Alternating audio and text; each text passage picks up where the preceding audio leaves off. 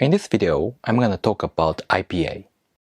What is IPA? What are the benefits of familiarizing yourself with IPA? And how you can use IPA when you learn Japanese pronunciation.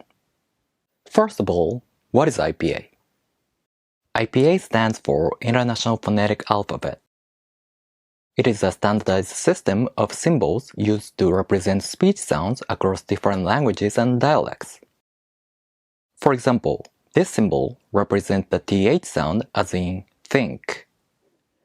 If you're a native English speaker, obviously you don't need to know what this symbol means. But if you're learning English as a second language or foreign language, knowing this symbol is very useful. Because it tells you when you make the TH sound, the tip of your tongue lightly touches the upper front teeth and you blow air out without vibrating your vocal cords.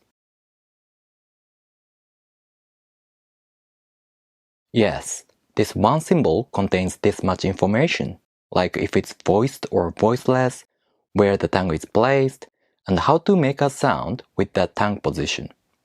That's why this sound is called voiceless dental fricative.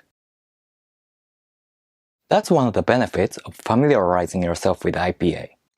Learning IPA symbols means you learn how to correctly pronounce sounds used in the language you're learning. If you are watching this video, you must be learning Japanese. So let's talk about IPA in the context of Japanese pronunciation. It seems like one of the trickiest sounds in Japanese is the R sound. I've got a lot of comments about it. The Japanese R sound is represented by this symbol in IPA. And it tells you this sound is voiced, you place your tongue on the alveolar ridge, and you tap the front part of your tongue against it.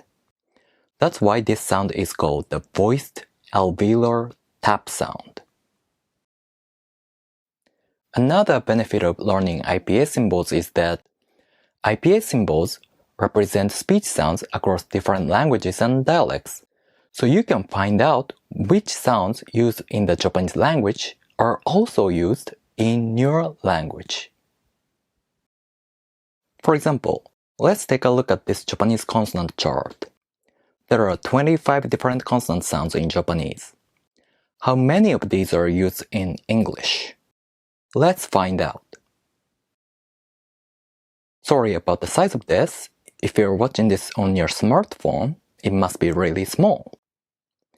But anyway, out of 25 sounds, 13 sounds are used in English. So you don't need to learn these sounds because you already know how to pronounce them. What you need to learn is the rest of the 12 sounds. On top of that, there are some consonant pairs in which the only difference is voicing. For example, the S sound and the Z sound are a consonant pair. The only difference is if you vibrate your vocal cords or not. S, Z, S, Z. Notice your tongue and lip positions remain the same when you pronounce these two sounds.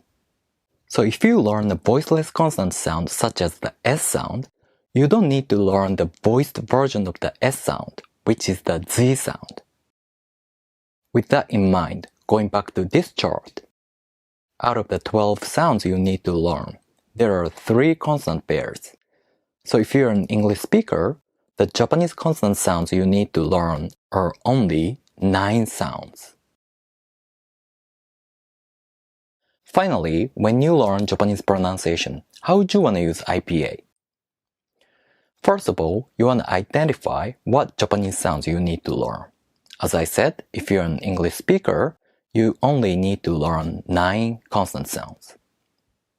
Take a look at this vowel chart.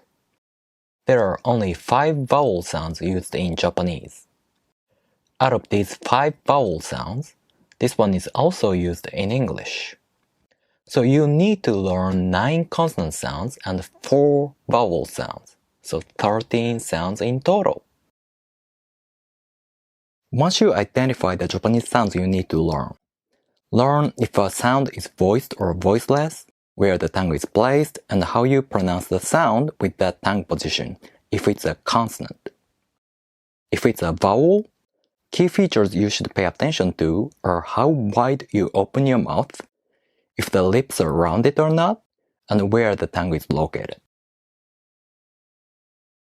When I look up an English word and its pronunciation, I always check out IPA transcription and learn how to correctly pronounce it. For example, this word, anthropomorphism.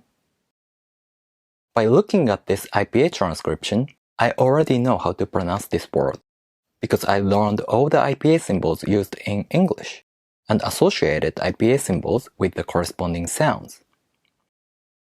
I talked about this symbol earlier.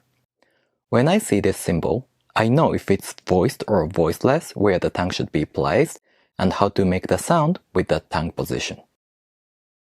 You can do the same when you look up a Japanese word using a dictionary with IPA transcription like Wiktionary. But there's a better way when it comes to Japanese pronunciation.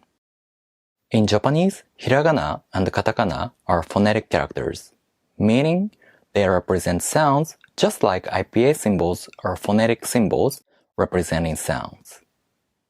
For example, a represents this sound and this sound only. Te represents the T sound plus the E sound, and this combination only. Most hiragana and katakana characters consist of a consonant plus a vowel combination. In Japanese, with few exceptions, there's no inconsistency between spelling and pronunciation, unlike English. Like the letter A in English represents several different sounds, right?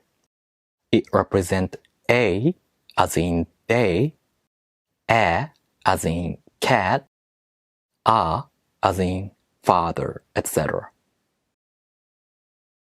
So once you learn the sound and how to pronounce it, you don't need to associate the sound with an IPA symbol. What you want to do instead is to directly associate a sound with a hiragana or a katakana character, mainly a hiragana character.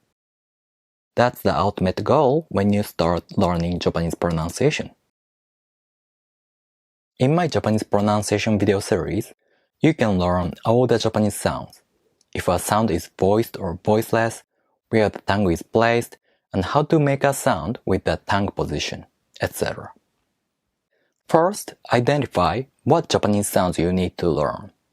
If you're a Spanish speaker, Google Spanish phonology.